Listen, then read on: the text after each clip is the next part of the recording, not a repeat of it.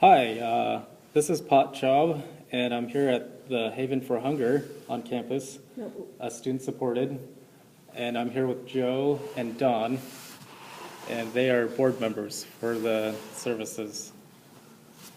Okay, So one little change, it's the Koinonia House, University Christian Ministry is our organization. And Haven for Hunger is a food bank that uses some of our space. It's actually run by some students at EOU. So we're not Haven for Hunger per se, but Haven for Hunger uses room in the building. All right, then, that's the K House, and the Haven for Hunger utilizes a room with the K House. Correct. The K House that supports the organization to supply room for a pantry, so to say. Correct. for the food bank, right, Okay, then, but they are located here, and you're able to reach them Yes, at the K House. yes. They have, actually, we have a phone number, and I'll get it for you later. Okay, They have then, a separate phone number for Haven for Hunger. They're totally, although they're co-located in our building, they're really their own unique entity. They have their own phone number and operational people. right, separate organization. They're located at 507 Palmer Avenue in LeGrand, near the Memorial, Veterans Memorial Union at Lady of the Valley Church, at the Pioneer Park, isn't it? 507. Well, that's the neighbor to neighbor. That's the overall food bank. This is not the main food bank in LeGrand. Right. There is a main food bank Yes, in and LeGrand. that's the one that you're talking about. Okay, then. Down there near Pioneer Park. This is a small little, it's run by some university students through I believe it's one of the sociology classes. And they run it, get all the food, open it up and provide the services. Okay, then. Do you know the address here at the? The address here is 900 six, 6th Street, 6th Street, and that's just across the Hoke parking lot. right. Okay, nice. big sign out there that says Koinonia House. Koinonia House. And Koinonia is the Greek word for the gathering place. All right, then. That's very nice. And yes, shortened to K House. Because it's open to all students, faculty, anybody. It began as a coffee house back in 1970 on 13th and 8th Street. And it just kept growing and kept growing and kept growing. And in 1972, they got this property, and took them 3 years to build this building because there was a lot of volunteer work. And So take one step back, the organization is University Christian Ministry, and it's supported by six 6 churches. churches here in LeGrand, and it has been through its whole existence. That's the general beginning of Haven for Hunger, or is that the Koinonia House? The Koinonia House, Koinonia House? yeah. Do you know how the Haven for Hunger got started with the Koinonia House? Out of a class. Out of a class? The They cla- just came over and asked the board if Is that They this asked the year? board, Is it that was something within new? about no, 2 or 3 years. 2-3 So years in the making? The Haven from Hunger operation's only been here 2 or 3 years. That's wonderful. How is it supported? How do you support the K-House? the K House and the food bank? well, the food bank supports themselves. The 5 churches, 7 churches that are involved are the ones that support the K House. All right. Do you have like volunteers on a regular basis that bring in donations to the food bank and offer like?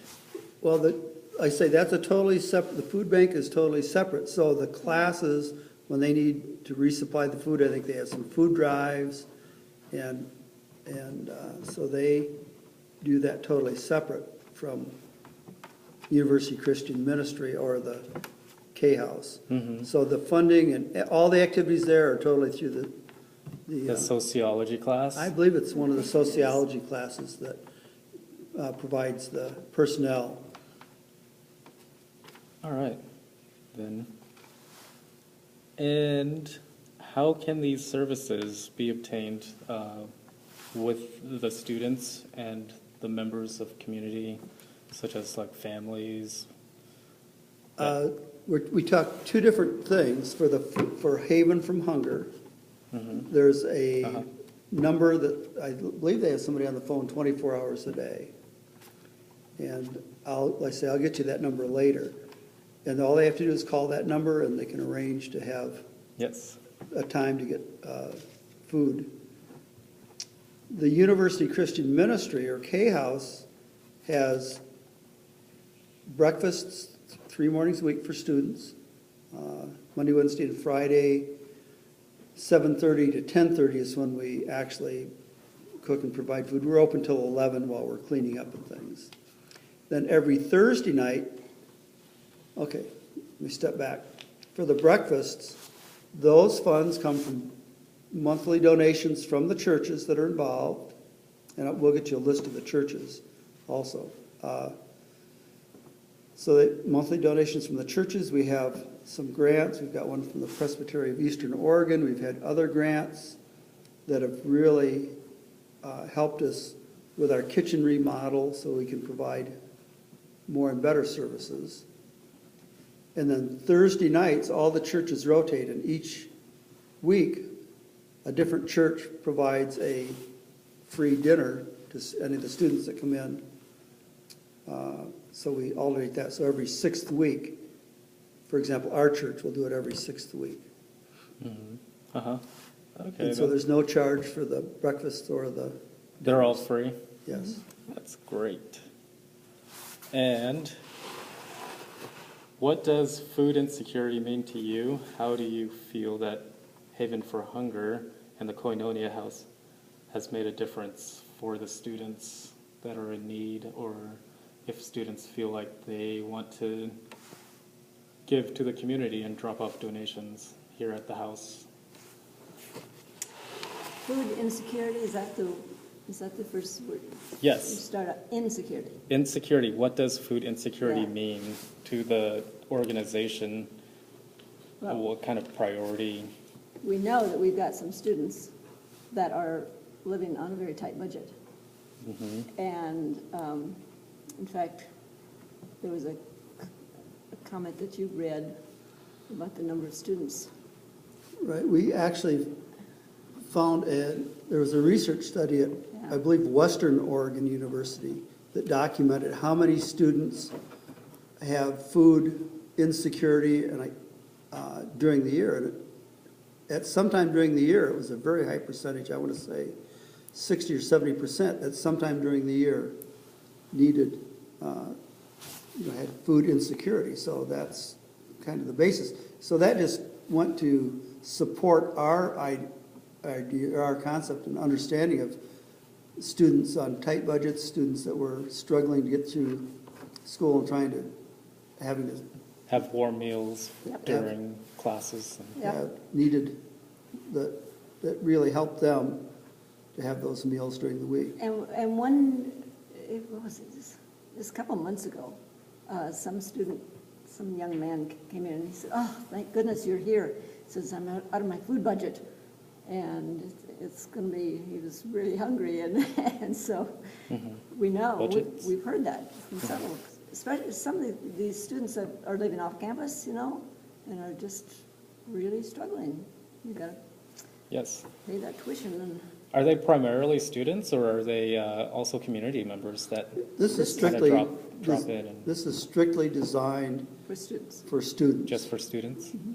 That- And Especially students with families too, right?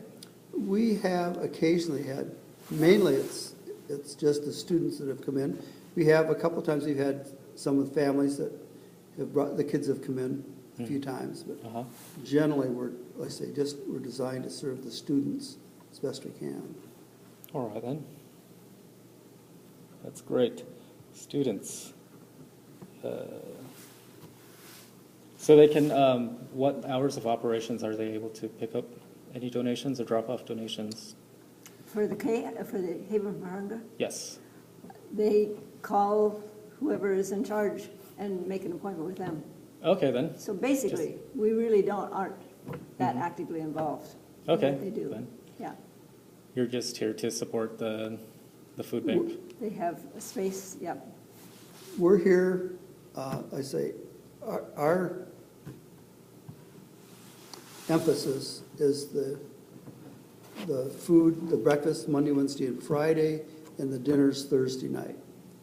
Has been our emphasis. Uh-huh. When Haven from Hunger requested use of the space 2 or 3 years ago, we said, well, that's in line with what we're doing, and so they have the space, but they operate pretty much independently.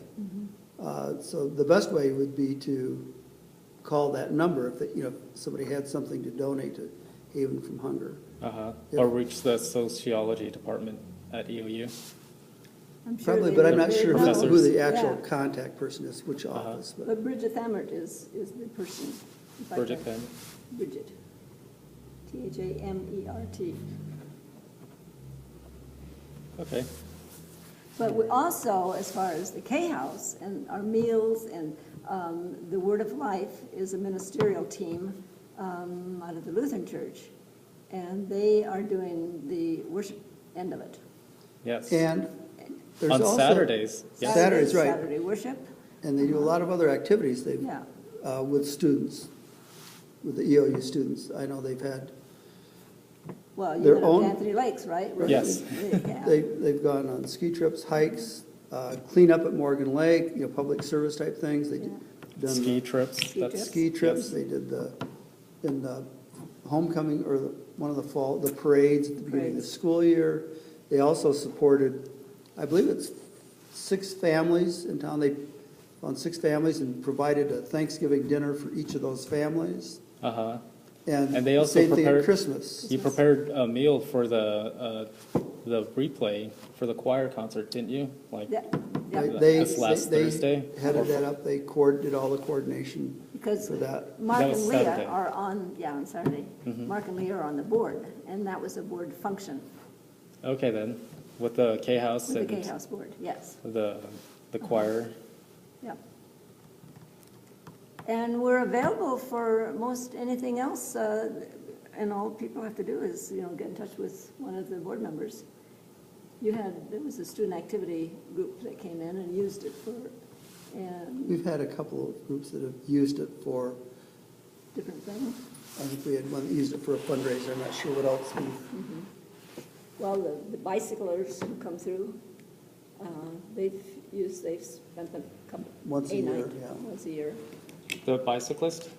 Well, Yeah. this is Ride Oregon, is it? What is that? This is an organized bicycle tour that comes through, and when they're coming through town, they've contacted us and camped in the yard and had the building open, used the restrooms and things. Okay then. But it's, Originally, we had a student living here, way back in the beginning. Because, there's showers in both bathrooms, and, yeah, there's a shower in the men's room, isn't there? Yeah. And so it's a really convenient place for different kind of groups who want to use it. All right then. And they get in touch with one of us on the board, and it has to be approved by the board. There's certain things that, Are the it's students approved for. able to have access to those showers if they need? they need it, Well, sure. I'm not sure how that works. I mean, we don't, You mean people don't come in during the week and use the showers. Right, no. right. Yeah. No, they're not really Yeah, yeah, yeah. available. They're not set up to do that. Yes. So obviously the restrooms are available, but Uh-huh. it's not really designed to have people come in and use the showers and, That's only on special occasions for just out-of-towners, like For a towners, yeah, the cyclists. uh-huh. There was Okay. a group of hikers that used it a couple years ago. Uh-huh. they were a group from one of the universities that had a contact through the university, and they wondered if they could stay here like after, I think it was before or after the hike, and so Mm-hmm. they Okay used then. that. Nice. All right, well, that concludes our interview. Thank you so much for Sure. your participation with the food bank, and thank you for getting the word out there with the K-House and You bet. what kind of services that you are providing to the EOU student body. And as you say, all they have to do is walk in the door. Yes, all right, thank you so much. You bet. Welcome.